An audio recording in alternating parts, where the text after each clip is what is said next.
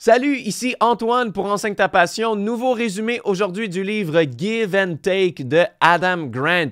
Comment est-ce que la générosité peut te donner plus de succès en business et dans la vie en général? Ça s'insère parfaitement dans l'esprit de mon business et de ma chaîne Enseigne ta passion. Je parle beaucoup d'authenticité, de générosité. Donc, c'est un livre que je te résume pour cette raison-là. Donc, commençons. Il y a 3 styles d'interaction sociale selon l'auteur Grant. Le premier, c'est les preneurs, les takers. Ils font passer leurs intérêts personnels avant tout. Ils prennent plus qu'ils ne donnent.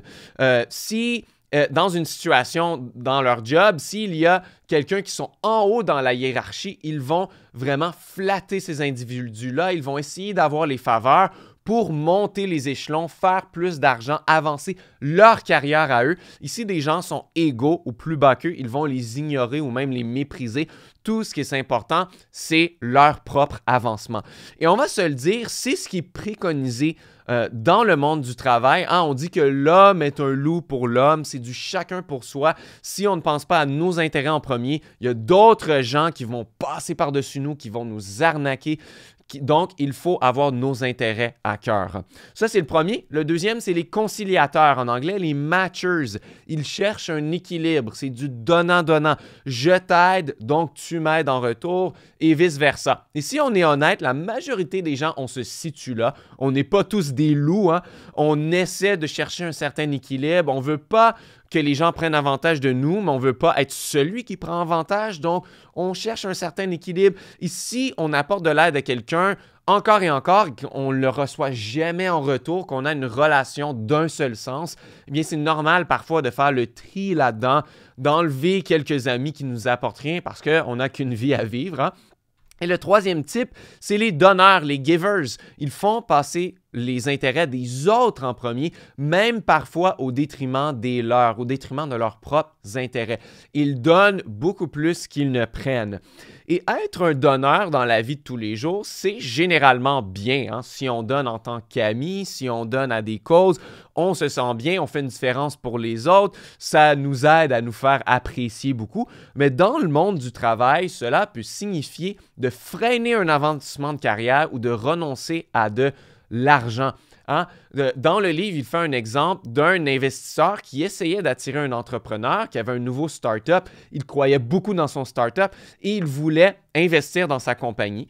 Et il lui a dit, tu peux aller voir tes autres options. Moi, personnellement, j'aurais aimé avoir du temps pour jauger mes options. Et finalement, l'entrepreneur, c'est ce qu'il a fait. Il a pris plusieurs semaines. Il est allé voir plein d'autres investisseurs. Il a choisi d'aller avec quelqu'un d'autre. Donc, il a perdu le contrat à cause qu'il a été un donneur. Il a donné de l'espace à l'entrepreneur d'aller voir ailleurs. Alors qu'il aurait pu lui mettre de la pression et lui faire signer un contrat tout de suite, il n'aurait probablement pas perdu le contrat. Et plus tard dans l'histoire, ça dit que plusieurs années après, ils ont refait de la business ensemble. Ils ont fait encore plus d'argent qu'ils n'auraient pu en faire au début. Donc, le paradoxe, où j'en viens avec tout ça, je te pose une question. Selon toi, quel type entre les donneurs, les preneurs et les conciliateurs se trouve en bas de l'échelle, qui ont le moins de succès? La réponse, c'est les donneurs, évidemment, parce qu'ils passent les intérêts des autres avant les leurs. Et comme on l'a dit, il existe des gens qui sont des loups qui vont passer leurs intérêts en premier. Ils vont tout simplement piler, passer par-dessus ces gens-là, prendre avantage d'eux. Dans le livre, il parle de plusieurs études comme quoi des étudiants, disons, en médecine, après la première année, ceux qui sont plus des donneurs, qui aidaient les autres à étudier, à mieux comprendre la base, c'est ceux qui avaient les moins bons résultats dans les examens parce qu'ils ont pris ce temps-là à aider les autres au lieu de travailler sur leurs propres lacunes pour pouvoir avoir des meilleures notes. Et encore une fois, dans des firmes d'ingénieurs, les ingénieurs qui aidaient le plus les autres, c'est ceux qui faisaient le moins d'argent, qui avaient le moins d'impact au bout du compte. Donc, la deuxième question, c'est et qui se trouve en haut de l'échelle si les donneurs sont en bas? Je te laisse répondre à la question pendant 2 secondes. Et la réponse est les donneurs aussi. Donc, c'est les preneurs et les conciliateurs se retrouvent au milieu. Et si tu es un donneur, tu te retrouves soit en bas de l'échelle ou soit tout en haut de l'échelle. Et c'est là le paradoxe. C'est qu'il y a possibilité d'être donneur de plusieurs façons. Il y a une distinction, deux types de donneurs. Les donneurs selfless, qui se sacrifient entièrement pour le besoin de l'autre, et les donneurs otherish. J'ai pas trouvé de bonne traduction en français pour ça. C'est ceux qui donnent, mais qui se préservent aussi, qui ont aussi à cœur leurs propres intérêts, qu'ils ne s'oublient pas entièrement. Ça, c'est une de mes petites critiques par rapport au livre. Cette distinction-là, il l'a fait aux 3/4 du livre. On a presque terminé le livre, mais ça aurait été très bien de le faire au début. C'est pour ça que je la mets au début du résumé. Je te donne un petit tableau qu'il y avait dans le livre. Donc, la colonne du côté vertical, c'est les préoccupations pour tes intérêts personnels et du côté horizontal, c'est les préoccupations pour les intérêts des autres. Donc, si tu as un intérêt bas pour tes intérêts à toi et ceux des autres, tu es tout simplement apathique. Il ne faut pas se retrouver là. Si tu as un intérêt haut pour toi, mais bas pour les autres, tu te retrouves à être un preneur, un takers. Si tu as un intérêt haut pour les autres, mais bas pour toi, tu es un giver selfless, tu te sacrifies. Et si tu as un intérêt haut pour toi-même et pour les autres, tu te retrouves à être un donneur qui a le plus de succès, le donneur otherish. Donc, la façon la plus facile de réussir en business ou peu importe dans quelle sphère, c'est d'avoir un réseau de gens qui veulent nous voir réussir. C'est rare qu'on réussit, qu'on atteint des très hauts niveaux de performance par nous-mêmes seulement. On se fait aider par d'autres personnes. Ça peut nous donner plusieurs opportunités d'avancer quand on connaît la bonne personne au bon moment. Donc, si on est un preneur, eh bien, on se crée plus d'ennemis que d'amis parce qu'on sacrifie toutes nos relations pour pouvoir avancer notre carrière. Si on est un conciliateur, on peut donner une impression de manipulation. La personne va se demander, est-ce qu'elle m'a rendu un service parce qu'elle s'attend à quelque chose de moi?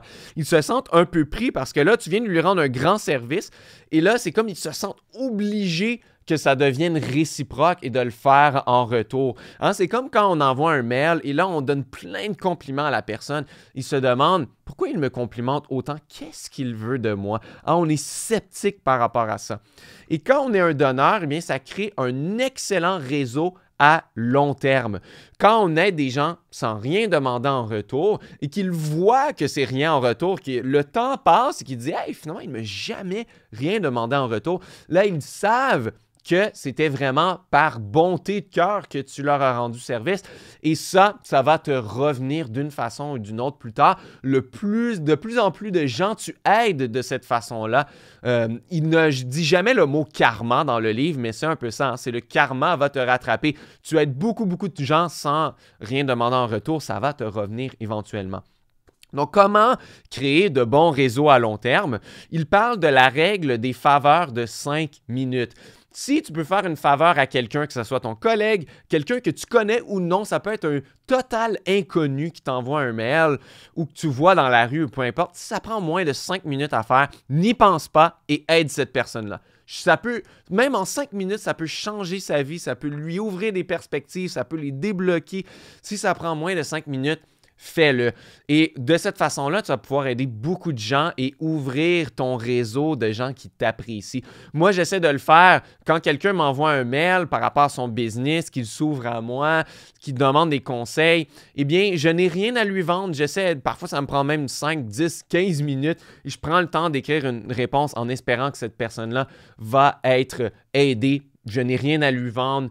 Je prends vraiment mon temps pour créer un bon réseau de bonne foi et peut-être que cette personne-là va me revenir des années plus tard pour m'acheter un produit, m'acheter du coaching, mais ce n'était pas mon but en lui répondant. Ensuite, se concentrer sur le résultat, pas le crédit. Hein? Le taker, le preneur, lui, c'est super important, le crédit. Il faut qu'on le crédite et parfois, il va prendre du crédit pour des choses qu'il n'est pas totalement responsable d'avoir fait. Il va essayer de chercher plus de crédit qu'il en a besoin parce que ça lui permet de le faire avancer. Mais si tu t'es fait rémunérer et que ce que tu as fait a aidé d'autres personnes, tu n'auras pas besoin de récolter tout le crédit, c'est seulement des questions d'ego. Dans le livre, il parle de George Meyer qui est celui qui est le plus responsable du succès de la série Les Simpsons, qui a une vingtaine de saisons, et il n'est pas souvent mentionné. On va parler les créateurs de la série. C'est pas lui qui reçoit le plus de prix par rapport à ça, mais c'est lui qui est responsable d'écrire le plus de blagues, des meilleurs scripts de l'émission, de plusieurs concepts, même de certains mots qui ont été ajoutés au dictionnaire que Homer Simpson dit. Ils ont été ajoutés au dictionnaire américain par la suite, et il n'a jamais pris vraiment le crédit de ça. Il n'a pas cherché à avoir le crédit. C'est la même chose, il a fait une étude par rapport à les gens qui sont dans un mariage. Il demandait à quel pourcentage est ta contribution dans ton couple. Et pour la plupart des couples, le total, ça allait par-dessus 100%. Donc, le premier disait « Ah, moi, je contribue à 60%. » Puis l'autre disait « Ah, moi, je contribue à 65%. » Et puis là, ça va par-dessus 100%. Parce qu'on cherche à avoir le crédit, on surestime ce qu'on fait et on sous-estime ce que les autres ont fait et l'impact que ça a sur le succès et les résultats que ça donne. Et là, ça nous mène à la question, tout ça, comment influencer les autres tout en étant modeste, hein? Parce que si il ne faut pas prendre le crédit, il ne faut pas se concentrer sur donner le crédit et on veut aider les autres de bonne foi sans rien attendre en retour. On veut quand même influencer les autres, on veut avoir un impact sur les autres. Hein? Moi, sur ma chaîne, oui, je veux être généreux, je veux être authentique, mais je veux influencer les gens à prendre action, créer leur business en ligne, enseigner leur passion dans les cours en ligne, faire plus d'argent et à leur tour aider d'autres gens et puis que ça crée une espèce de chaîne et d'effet boule de neige que de plus en plus de gens sont aidés.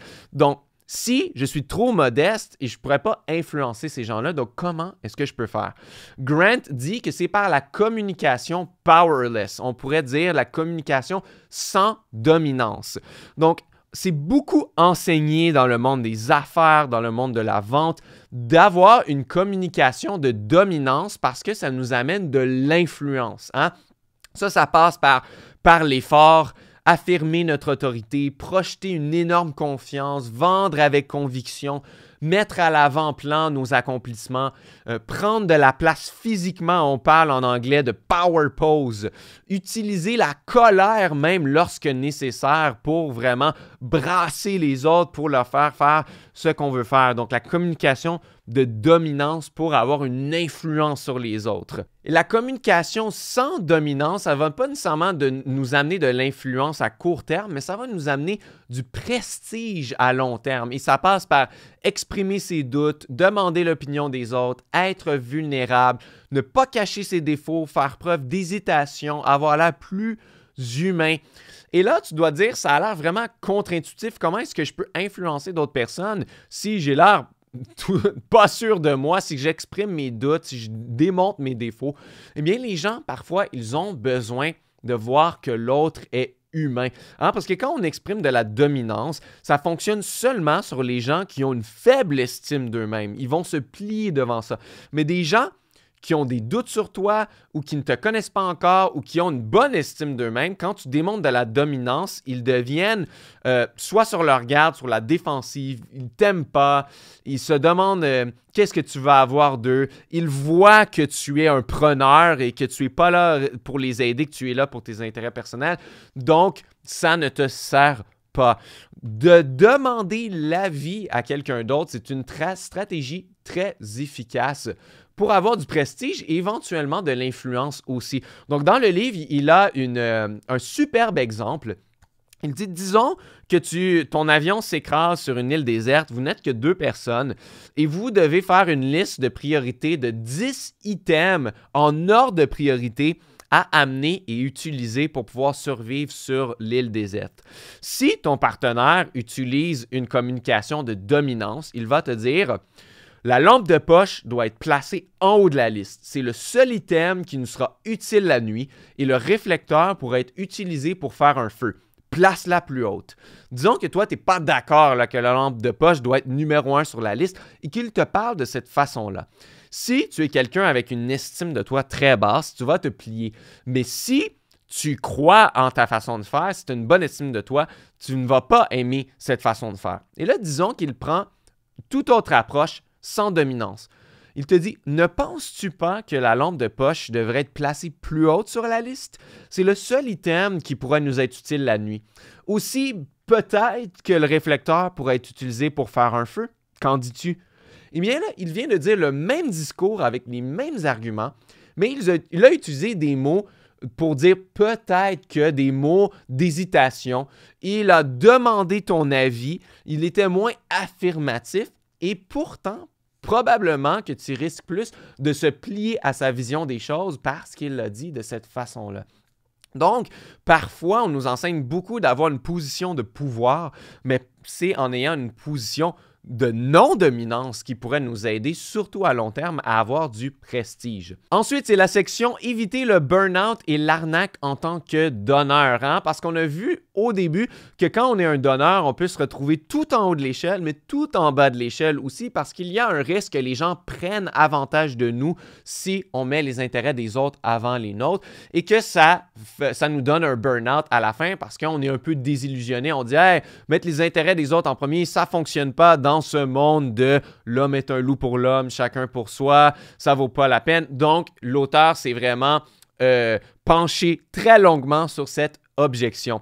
Et je trouve ça bien drôle, j'ai pris un petit screenshot dans le livre. C'était un exemple qu'il donnait d'un centre d'appel où des gens travaillaient pour récolter des dons. Il y avait un petit écriteau, et en français, ça se lit comme suit. « Faire un bon travail dans ce job, c'est comme se pisser dessus dans des pantalons noirs.